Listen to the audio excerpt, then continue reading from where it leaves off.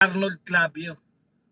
Ito ang sinabi ni Arnold Clavio, kailangan hatawin na ng gobyerno ng kamay na bakal ang mga vlogger at influencer na nagpapakalat ng misinformation, disinformation at fake news sa gitna ng kasalukuyang krisis ng bansa.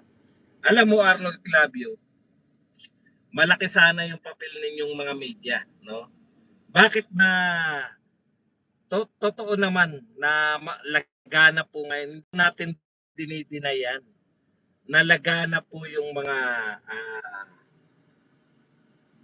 eto pong mga fake news. May mga nananadya po talaga ng fake news. Ngayon kung ang pinagbibintangan nyo lagi na ang nananadya na magkaroon ng fake news, bakit po mga Duterte vloggers, Duterte influencers, yung laging napagbibintangan na fake news? Kailangan pa po ba naming mag-fake news? Kami ba yung nangangailangan? Yung mga Duterte po ba? Di po ba? Sa lahat po ng mga survey, mapa-trust sa survey, achievement, o mapa-presidential survey, di po ba laging nangunguna si BP Sara? Hindi niyo po ba naisip na hindi po kailangan ng mga Duterte vloggers and influencers yung mga mag-fake news pa? Dahil mananalo na kami. Hindi ba nyo naisip na may mga nananadya na nagtatanim ng mga fake news? Kasi alam nyo, tanggapin na natin ang katotohanan. Baka tong mga sinasabi ninyo na nagpapakalat ng fake news ay biktima rin ng fake news. Hindi ba? Kasi sa totoo lang po, nasabi na po yan ng isang dilawang vlogger noon. Sinasadya talaga nila yan. Yung nagngangalang Madam Claudia, yung badingdong na lumabas noon. Sabi niya, sinasadya namin, mini-message namin yung mga vlogger, lalo na yung mga vlogger na DDS. Binibigyan namin sila ng mga parang totoong totoo pero fake news. Pag nilabas naman ng mga vlogger yan, kami rin ang aatake. Alam niyo po, hindi na po kailangan ng mga vlogger ng mga Duterte na mag-fake news pa. Dahil yung ginagawa lang po, yung hindi nga lang po ginagawa ng ating gobyerno, sapat na po naming birahin yung gobyerno. Hindi na po kailangan i-fake news pa tong gobyerno na to. No? Yung kawalan nila ng aksyon, hindi mo naman kailangan i-fake news yan. Di po ba? Meron ba silang ginagawa talaga para lutasin yung mga problema natin? Halimbawa, yung problema natin sa corruption sa blood control. Kailangan mo pa bang i-fake news yung mga yan para sabihin na mga inutil sila o sinasadya nilang hindi gumawa? Hindi po namin kinakailangan. Totoo naman.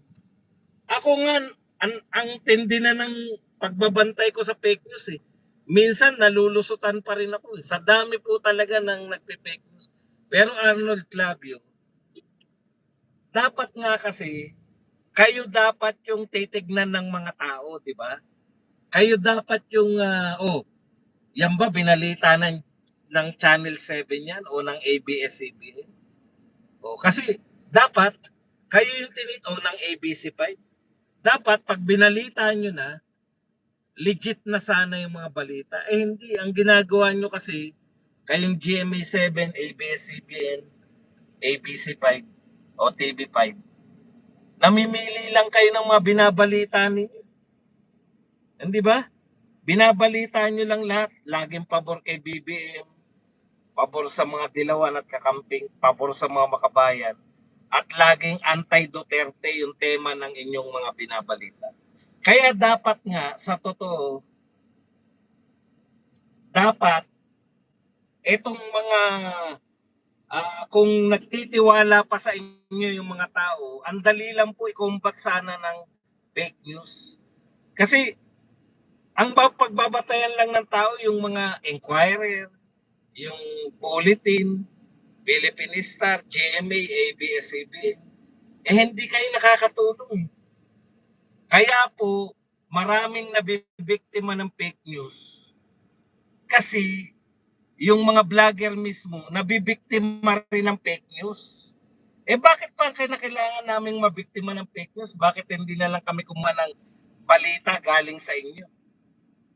Kaya naman kami hindi kukuha ng balita lang galing sa inyo kasi masyadong bias yung pagbabalita nyo. Not necessarily na kayo ay nagpe-fake news. Pero masyado kayong anti-Duterte. Lahat ng mga binabalita nyong pabor sa mga anti-Duterte groups. Yun lang ang sentro ng mga balita nyo. Kaya po, yung mga tao naghahanap ng ibang source ng balita. At yan nga po, sa kahanap ng ibang source, marami pong nape-fake news. Pero ang tanong, yung bang mga fake news, halimbawa po yung mga may lockdown, yan po ba, antindi ng epekto niya? Ako hindi po ako naniniwala na yung lockdown na yan, sasadyain ng mga, kunwari ako, pag-iisipan ko, ano mahihita ko? Ano mahihita ng mga Duterte pag pinake news ko na may lockdown? Hindi ba? Hindi nyo ba naiisip, pagkatapos na kumalat na may lockdown, tapos biglang naglabasan ngayon na idedemanda yung mga vlogger? Nakita nyo ba yung coincidence? Kita nyo.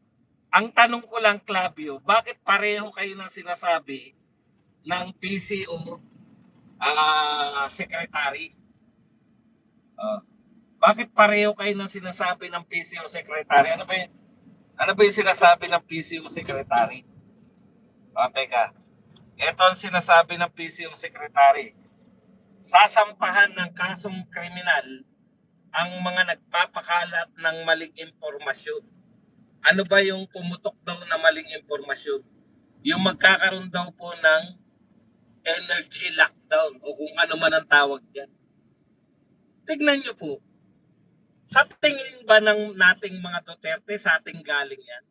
Ano po mahihita natin pag binalita na magkakaroon ng lockdown? Okay pa kung sabihin nyo na ang fake news yung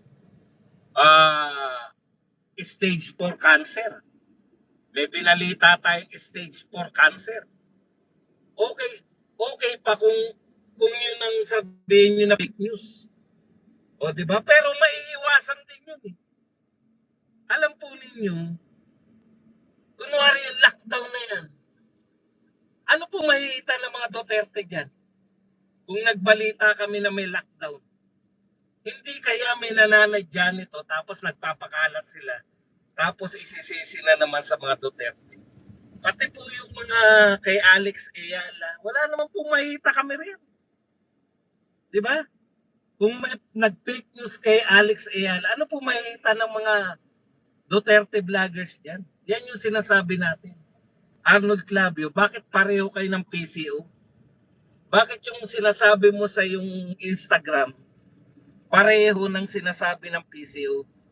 Eto, ulitin lang natin sinabi ni Clavio. Nakakatakot eh. Kailangan hatawin na ng gobyerno na kamay na bakal. Ano ibig mo sabihin hatawin na ng gobyerno? Gaano kabigat yung sinasabi nyong fake news at misinformation?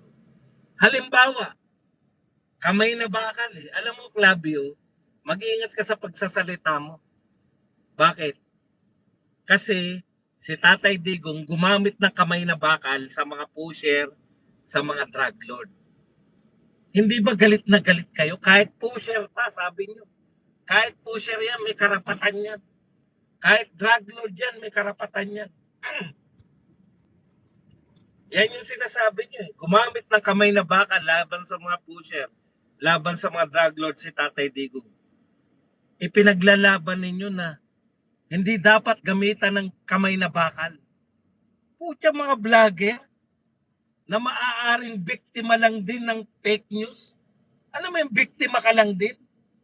Pinakalat mo? Kung alam mong fake news yan, bakit mo naintindihan nyo ba ibig ko sabihin? Bakit mo ilalabas yan kung vlogger ka kung alam na alam mong fake news?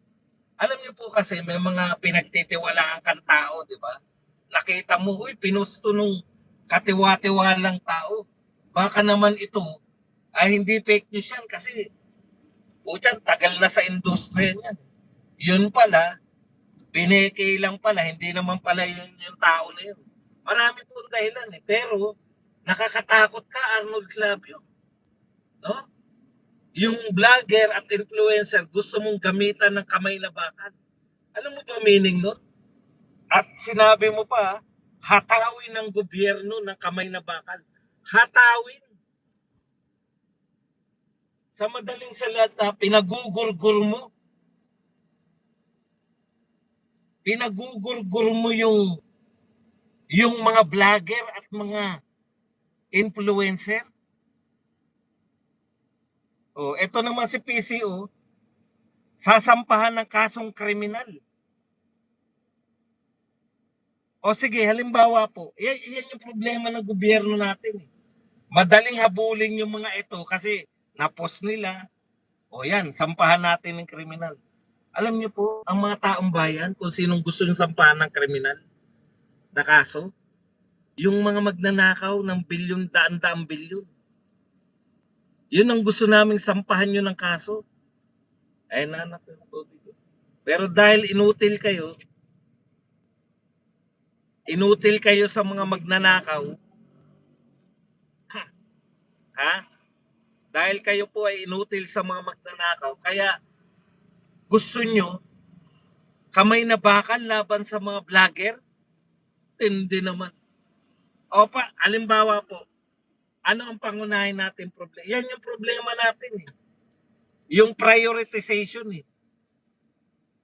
Ang laki po ng problema natin. Hindi nyo pinapansin yung mga magnanakaw sa flood control. Ngayon naman, tayo po pinakamataas na nagtaas ng presyo ng langis. Alam nyo ba yun sa buong mundo? Tayo po ang nagpataw ng pinakamataas. Kung ako po ang mag-iisip niyan, pabubuksan ko yung mga libro nitong mga may-ari ng gasolinahan. Yang mga oil companies natin dito sa Pilipinas, nagsasamantala yan. Kung kay Tatay Digong yan, isang mura lang yan, hindi po babawasan po nila yung grid nila. Kung ako po nasa gobyerno, uunahin kong maging matapang dito sa mga oil companies. Number tayo sa mundo sa pinakamataas. Magpataw ng presyo. Bakit po ganun? Wala po nagsasabi sa gobyerno paano takot lahat sa oligarko. Yan yung problema, takot lahat sa mga mayayaman. Takot ba o mayroon silang porsyento? Pero uunahin yung mga vlogger. Sasampahan ng kriminal. Pucha. Yan po yung prioritization eh. Alam niyo po, sino po? Napakahirap po. Katulad po, nanonood po ako. Nanonood po ako ng mga pangyayari. Ito ha, real talk to ha. Isang pangyayari, dalawa po ang version sa Iran na US war. Lahat sila ang version, may napabagsak yung Iran na mga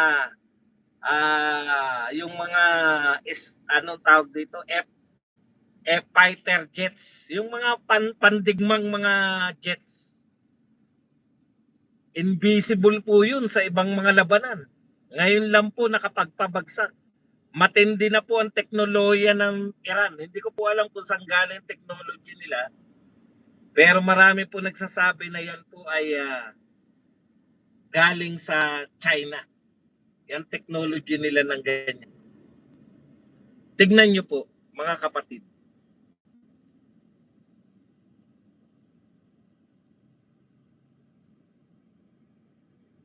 Nakapagpabagsak sila. O, pare-pareho tayo ng kwento doon. Pero yung sumunod na kwento, dito na, may pinadala pa, di ba? Para sagipin. Kasi anong tawag doon? Parachute. So, nung pabagsak na yung eroplano, nag-parachute yung mga piloto, yung piloto. Hindi lang po isa, alam ko 2 o 3 yung napabagsak ng Iran. First time po 'yan. Okay. Ngayon rescue operation, 'di ba? O so nag-rescue sila. Ngayon, kay Donald Trump, matagumpay nilang na-rescue yung mga piloto na nag-eject. Maraming salamat sa nagsabi nag-eject. Nag-eject yung piloto, matagumpay daw nilang naligtas yung piloto. Pag pinakinggan mo naman yung Iran, yung balita naman ng mga Iranian, yung official naman na pagbabalita ng Iran, isang pangyayari lang to hindi naging matagumpay yung rescue operation. In fact, yung mga eroplano nilang pinadala, pinabagsak na naman ng Iran. Ganyan po yung mga balita ngayon, no? Ang balita po ngayon, sabay-sabay pong nagaganap, hindi mo alam kung sino yung paniniwalaan mo. Kaya dapat matalas po yung mga tao.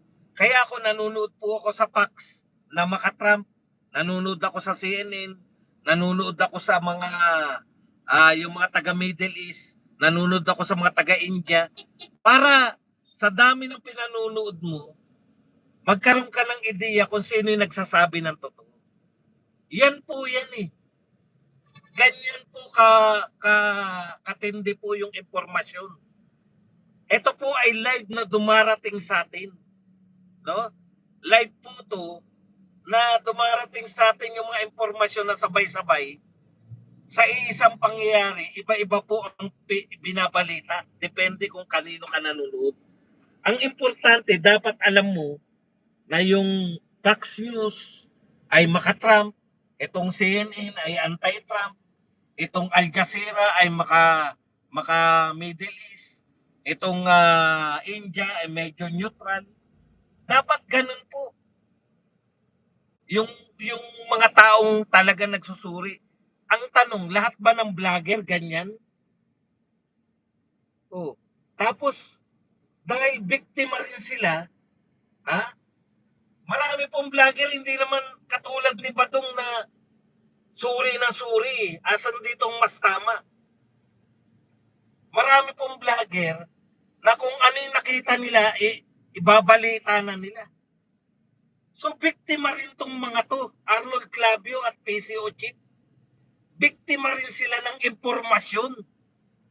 Tapos, dahil wala kayong magawa sa pagbaba ng presyo, wala kayong mapakulong na mga magnanakaw, putya, ipapakulong nyo na lang ngayon itong mga vlogger na biktima rin. Sino bang vlogger ang gusto na fake news yung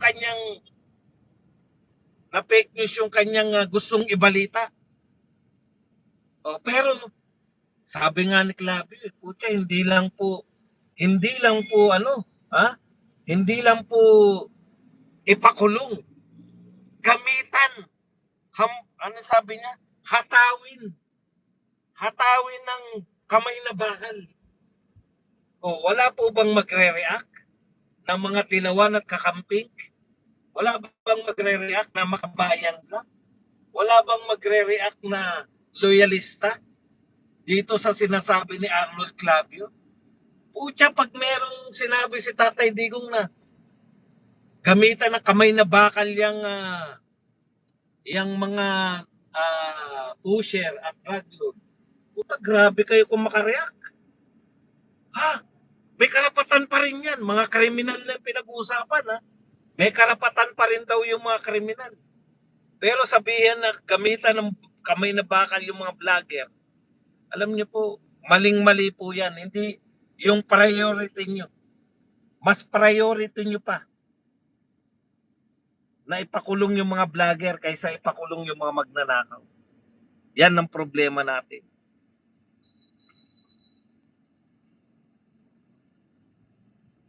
Lubog na tayo sa utang.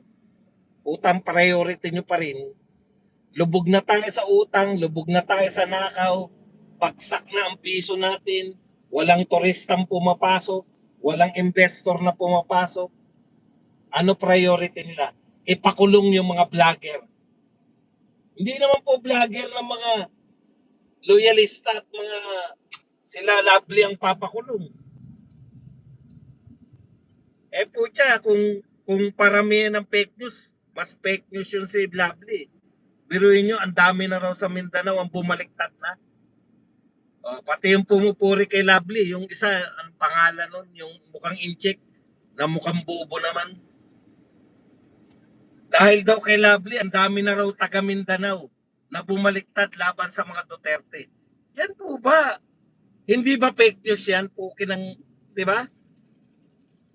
Yung Kristan, na itsura pa lang, bobo na. Pero yun mo ipakasabihin niya na dahil daw kay Lovely, marami na raw taga Mindanao ang bumabaliktad laban sa mga Duterte. Yan ang fake news.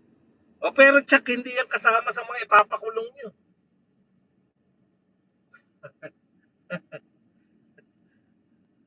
Kaya ang pangit po ng mga ano, ang pangit po ng mga itsura ninyo.